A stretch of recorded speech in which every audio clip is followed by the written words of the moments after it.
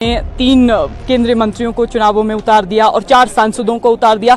केंद्रीय मंत्री हैं या सांसद हैं, वो चुनाव विधानसभा का लड़ते आए हैं। चुनाव प्रचार में अभी तक नहीं निकले। इतना बता दिया गया है कि आपको कुछ जगह प्रेस कॉन्फ्रेंसेस के लिए जाना है। अब सरकार उसको बंद करने जा रही है। मंत्री विभाग कुछ और चाहते थे, विभाग कुछ और दे दिया गया। रिसोर्स मोबिलाइजेशन का एक तरीका राज्यों ने ढूंढा था, उस पर भी अब केंद्र अंकुश लगाना चाह रहा है। आप वो चिट्ठी उत्तराखंड को और जम्मू कश्मीर को भी गई है। ऐसा है कि जेपी नड्डा हिमाचल प्रदेश से लोकसभा का चुनाव लड़ सकते हैं। इस समय हिमाचल प्रदेश के नेता प्रतिपक्ष जयराम ठाकुर हमारे साथ हैं। सर, पहला सवाल, 5 राज्यों में चुनाव है, 3 राज्यों में भाजपा और कांग्रेस की सीधी टक्कर है। आपको क्या लगता है कि आने वाले चुनावों की दशा और दिशा ये निर्धारित करेंगे क्या?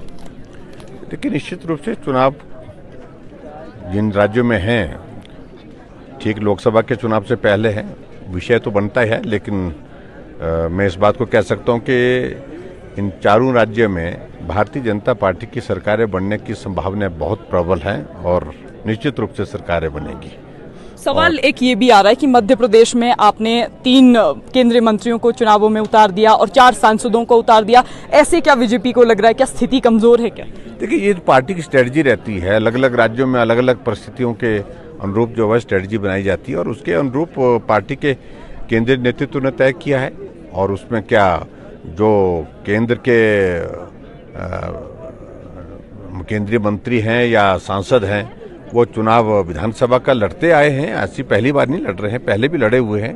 केंद्र में मंत्री रहने के बाद स्टेट में चुनाव लड़े हैं और स्टेट में चुनाव लड़ने के बाद केंद्र में चुनाव लड़े हैं। तो ये पार्टी का एक स्ट्रेटजी का एक हिस्सा होता है, तो उसके मुताबिक पार्टी ने तय किया और मुझे लगता है कि अच्छा निर्णय है और उसमें एक अच्छा माहौल उससे बना हुआ है। आप चुनाव प्रचार में अभी तक नहीं निकले, क्या हाईकमान ने आपकी ड्यूटी भी लगाई है? कब से शुरू करेंगे? देखिए, अभी तक जो नॉमिनेशन की प्रक्रिया चली हुई है, विड्रॉल्स होनी है, स्क्रूटनी होनी है, विड्रॉल्स होनी है और उसके बाद मोटे तौर पर हमारी ड्यूटी तब लगी जब विड्रॉल्स वगैरह हो जाएंगी, सिंबल अलॉट हो जाएगा, उसके बाद पार्टी तय करेगी। जब पार्टी तय करेगी तो जाएंगे। अभी तक तय नहीं है? अभी तक तय नहीं है, लेकिन इतना जरूर है कि पार्टी की ओर से हमें इतना बता दिया गया है कि आपको कुछ जगह प्रेस कॉन्फ्रेंसेस के लिए जाना है और उसमें जाएंगे जहां तय करेगी पार्टी।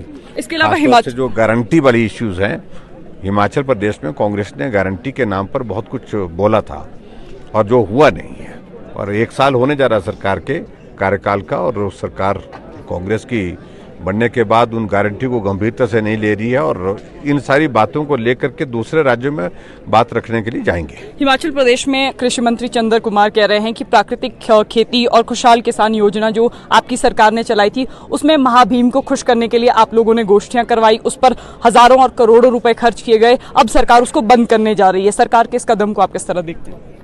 देखिए, ऐसा है कि मैं उन पर कोई टिप्पणी नहीं करना चाहता हूं और मंत्री ने बात कही है और मंत्री विभाग कुछ और चाहते थे, विभाग कुछ और दे दिया गया और इस उम्र में उनके साथ जो नाइंसाफ़ी हुई है कांग्रेस पार्टी के अंदर, जो उसकी पीड़ा वो कहीं न कहीं निकलती है और स्वाभाविक रूप से जो कह रहे हैं उन सारी चीज़ का कोई लेना देना नहीं है। फ्रस्ट्रेशन है कांग्रेस पार्टी के वरिष्ठ नेताओं में, फ्रस्ट्रेशन है कांग्रेस पार्टी के कैडर में और इसलिए उन सारी बातों को कह रहे हैं। जहां तक हमने प्राकृतिक खेती की शुरुआत की, आज वो केंद्र के बजट का हिस्सा है। केंद्र के बजट में भी उसके लिए प्रावधान जोड़ा गया है और केंद्र के बजट के प्रावधान के साथ साथ में पूरे देश भर में प्राकृतिक खेती की दिशा में बहुत राज्यों ने अच्छा काम करना शुरू किया है। और मुझे इस बात की खुशी है कि हमने शुरुआत हिमाचल प्रदेश से की और हिमाचल प्रदेश में 25 करोड़ रुपए का बजट प्रावधान के साथ हमने ये शुरुआत की।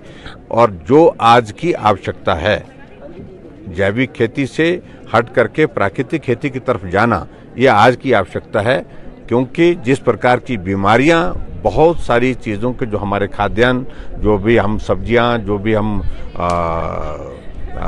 फसलें उगा रहे हैं, उसमें जो केमिकल फर्टिलाइजर का जिस प्रकार से इस्तेमाल बढ़ा है, उसके कारण कई तरह की बीमारियां लोगों को लगी हैं, जिसके कारण लोगों की ज़िंदगी जो है वो बहुत संकट में होती जा रही है, ऐसे में वो निर्णय करना उचित था, हमने किया है। वाटर सेस के मसले पर उप मुख्यमंत्री कह रहे हैं लगातार कि केंद्र राज्य पर दबाव बनाना चाह रही है और राज्य की जो रिसोर्स मोबिलाइजेशन का एक तरीका राज्य ने ढूंढा था उस पर भी अब केंद्र अंकुश लगाना चाह रहा है। आपका इस पर क्या टेक?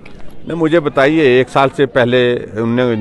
साल से उनने घोषणा की हुई है और अभी तक उसमें हुआ कुछ नहीं। उल्टा उनने कमीशन कॉन्स्टिट्यूट किया वाटर सेस के लिए और वाटर कमीशन कॉन्स्टिट्यूट करने के बाद वहाँ पर जो लगाए गए हैं, मेंबर लगाए हैं, अधिकारी लगाए हैं, लाखों रुपए सैलरी उनको जारी है, लेकिन पहले बताएं तो सही कि उसमें प्रोग्रेस क्या है, प्रगति क्या हुई है? कुछ भी हुआ नहीं है। और जहाँ तक जिस चिट्ठी का जिक्र कर रहे हैं वो चिट्ठी उत्तराखंड को और जम्मू कश्मीर को भी गई है। ऐसा नहीं है कि हिमाचल प्रदेश, उत्तराखंड में भारतीय जनता पार्टी की सरकार है और ऐसे बातें करने से अपने आप में एक मजाक बनता है। और जिस तरह से वो चीज़ों को कहने की कोशिश कर रहे हैं कि अपनी नालायकी को छुपाने का प्रयत्न कर रहे हैं, और यही कांग्रेस की सरकार में पिछले 11 महीने में हमने देखा है कि अपनी नाकामियों को छुपाने के लिए दोष दूसरे के सिर पे ठोकते रहे हैं और जो उचित नहीं है। लगातार आप प्रधानमंत्री से भी मिले थे, क्या प्रत्याशियों के नामों पर भी कोई डिस्कशन हुआ है कि अब हिमाचल प्रदेश में प्रत्याशी किस तरह के होंगे? क्योंकि जो कांगड़ा से सांसद है अब वो भी अपनी उम्र की सीमा, जो भाजपा की तय सीमा है, उससे शायद ऊपर जाने वाले हैं और चर्चा ये भी है कि जेपी नड्डा हिमाचल प्रदेश से लोकसभा का चुनाव लड़ सकते हैं। आपकी कोई चर्चा प्रधानमंत्री से इस विषय में हुई है? देखिए, इन सारे विषयों को लेकर के चर्चा हुई भी होगी तो बताएंगे नहीं हम, लेकिन उसके बावजूद मैं ये जरूर कहना चाहता हूं कि पार्टी का केंद्रीय नेतृत्व ही तय करता है किसको चुनाव लड़ना है। Thank you. हिमाचल प्रदेश के नेता प्रतिपक्ष जयराम ठाकुर हमारे साथ हैं। संवाद भारत में अभी के लिए बस इतना ही। नमस्कार।